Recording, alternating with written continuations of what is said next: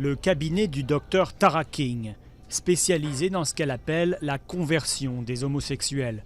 Se définissant elle-même comme ancienne lesbienne, cette thérapeute affirme avoir changé son identité sexuelle. C'est beaucoup de travail. Il m'a fallu 9 ans pour ne plus être attirée par les femmes. Il faut des années pour combattre cette attirance. C'est comme un alcoolique qui va souffrir de manque pendant des années. Combattre sa propre homosexualité comme on combattrait l'alcoolisme, pour cette lesbienne convertie, la clé de la guérison se trouve dans les évangiles.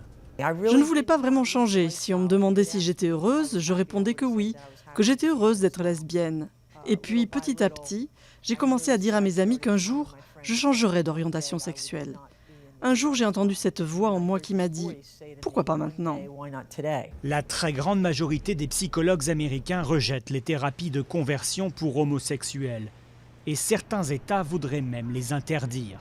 Dans le New Jersey, une loi pourrait rendre la pratique illégale chez les mineurs à cause des possibles séquelles psychologiques.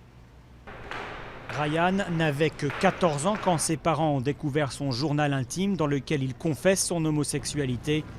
Pendant 2 ans, il subit des séances de conversion forcées.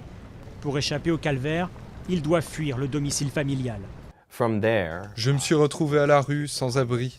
Je suis tombé dans les drogues dures et j'ai fait une tentative de suicide. J'ai arrêté l'école et je ne pouvais pas avoir une vie stable. Ça m'a pris 10 ans pour m'en sortir. Aux États-Unis, ces conversions ont perdu de leur crédibilité après la confession de l'un de ses plus ardents promoteurs.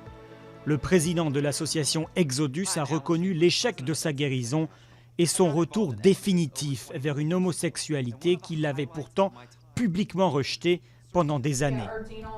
Ryan, lui, reste en colère. Sa thérapie forcée lui a volé une partie de sa jeunesse. Je ne suis pas la seule victime. Ma famille entière a souffert. J'ai perdu ce repère parental qui est censé vous protéger et mes parents ont perdu leur fils. Ce n'est pas normal de subir ça quand on décide de suivre une soi-disant thérapie.